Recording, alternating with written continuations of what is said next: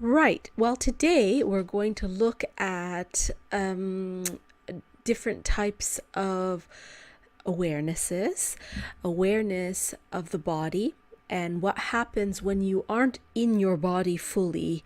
So, when you're not connected to your primal energy, to your full energy in your body, you are pretty much an empty vessel. And the empty vessel is due to the fact that you haven't really made the connection between the mind, the soul, the body. There's disconnect there. The body is very important. Aside from all these people who keep saying that the body is not important and how you look is not important, it is important how you look. It's not what's on the inside. It's on the outside is a reflection of what's on the inside. You can't escape it. So whatever you look like on the outside is the first perception that someone gets who's a seer. You can see what's happening around the body, all kinds of electrical things going on possibly, but it's hard to explain in detail what you see when you actually see energy on a person. It's almost it's impulses that you get that something isn't quite right. It's the same when you see people in the street who talk to themselves. They make obvious gestures, big gestures that let you know that something is wrong. But when you start talking to a person right away, you should be able to kind of pick up what's behind that person. The only way you can do that is if you're connected to your own body and you are in touch with your primal energy, your instincts. So this is easier said than done. So many people are not connected to their bodies or their instincts. The best way to get connected to your body is to do physical activity. Obviously, you start to become quite aware of your body. It does not have to be anything strenuous. It's as easy as taking walks, walking meditations, just taking walks and absorbing and feeling things around you is the great way to start training your body. When you're doing your walking meditations, no listening to music, nothing in your ears, no cell phones, nothing really. Try to carry nothing when you do that, so that you are free and breezy. You can roll around on the grass. You can use your breath, absorb the energy around you. Look what's around you. Observe what's around you. Everything has meaning and everything has no meaning. So it's quite an intense way, feeling your way into your body, so that you can really get in there. You can kind of feel, you can start making the connect, because the body is so important. It is not just what's on the inside. That's not to worry too much about. We'll talk about that in a minute. But taking care of the health of the body, because your body tends to tell you everything wrong with your mind. They are reflecting each other. The way I do it is I have people, for example, who do acupuncture or tuina or some massage on me, who tell me if there's any blockages. If there's blockages that I haven't been aware of, then I basically I look it up right away. So if there's a blockage in my neck, or if there's a problem with this or that and this type part of the body, then I right away I'm on it, because my body is telling me something that I'm not paying attention to. Sometimes it takes someone else to point it out to you. We can't always see what's going on with ourselves. So it's good to have someone else, feeding that back to you. So basically, when you are not connected to yourself and there is a disconnect to the body, it creates huge problems. For one thing, if you're not connected to your womb as a woman, for example, then the womb is what tells you everything. So if you're not connected to your womb, how could you possibly get any information about anything in your life? There's no guidance, there's no connection, there's no dreaming, there's no health, there's no nothing. You're just there. So the womb is not just there for creating children. There's loads of things going on in the womb that is called the second function of the womb. So if you're not getting any information from it, or you're blocking it, or you're making a mockery of your menstrual cycle, then you won't get any information. I thought that was common knowledge by now, but I guess people tell me that it isn't.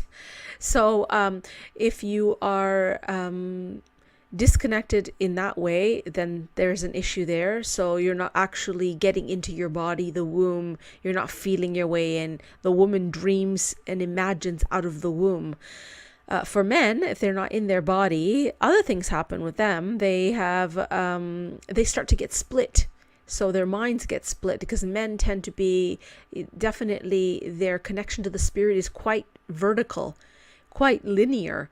So literally with men, they are literally channeling through their through the tops coming down. They're going in the opposite direction than women are, but they definitely have the split going on. They get split within themselves. So you have one type of personality and then another type of personality, but it isn't even just that. They are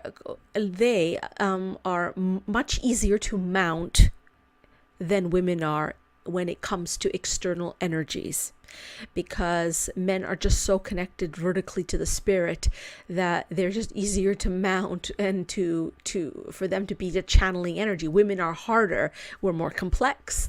We have more things going on. We're more separative. So with a man, it's easier, and you get a lot of men. You can see a lot of mental health issues with men tend to be way more than women. But I mean, it's not saying that women aren't as well affected. They absolutely are. A lot of people now, even children, but the way they do it is they definitely are able to mount empty vessels. So if you are not connected to your body, if you're not connected to your spirit in a way, you basically are an open vessel, and anything sits in your body. It can just sit right into your body, and you aren't aware of it. No way. You'll say, no, I don't have every idea. This woman's crazy. What is she saying? You're not aware of it. You aren't aware of what's happening. And so, for example, behaviors like that come out of this is when you see somebody acting strange, or they act like in just in odd behaviors that they do. You see sometimes homeless people behaving in this way. Sometimes they're quite empty, their vessels, and there's mental health issues there as well. Mental health issues generally mean that something has already come in and is splitting up the energies in the body. So when you're in survival mode, obviously that's the huge part of, that's the red flag, because isn't that how they control children at the beginning? They torture them to get them to split their personalities and fragment them when they're very young, and as they grow up, they become so fragmented and then easier to control. Things can literally sit into your body and take control. So the best way to avoid any of that is to make sure that you are aware of things, aware of your behavior. I mean, you see people talking to themselves, talking to their fingers, making twitchy things with their faces. You've seen this. It happens everywhere. Talking to themselves, looking up with their mouth moving, and you think to yourself, who are they talking to? It's not that they are crazy, or they might see something. That isn't the point. The point of this is that we don't want that to happen. So in order to do that, you need to be grounded into your body, okay? Not swaying this way and that way with all these crazy ideas going through your head. One minute you go there, one minute you go here. It's just the way to do that is to become aware of yourself through breath and meditation, and have a steadiness, a solidity, that you're fully present in your body, and that nothing else, you're alert, you're steady in it, and nothing is swaying you, because that's where this kind of behavior begins. I know a lot of children are affected when they're very young as well. There's a huge insurgence of children with this kind of thing who are being taken over at a very young age, because the parents have no idea. They're unaware as well. So the best way to do that is to start off being aware of yourself, your behaviors. If you can't, it'd be a great idea to watch other people and see if you can catch any of these behaviors and see for yourself, because as you all know, what you see isn't always the truth, is it? So some people see one thing energy shifts, you're seeing something else. So when we talk about the changes of perception and looking at the physical body is everything. So if you see somebody who's, even people who have disabilities on the body, all have different kinds of energy, frequencies of energy. So, and obviously there is a connection between what's in your mind and what's happening in your physical body. You can see that. Hormonal changes can be seen in women, even physically.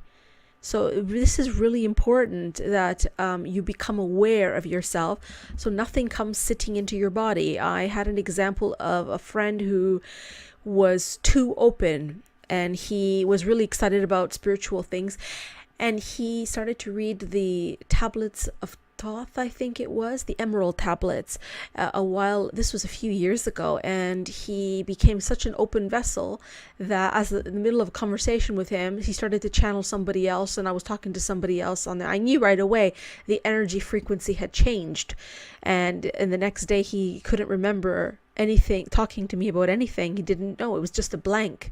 So this was an extreme kind of change, but I mean, really, you need to be aware that that's what the body can, that's what things can do. You know this through the channeling that we tend to see happening more frequently now, where the body gets taken over. But it doesn't mean that all channeling is a good thing.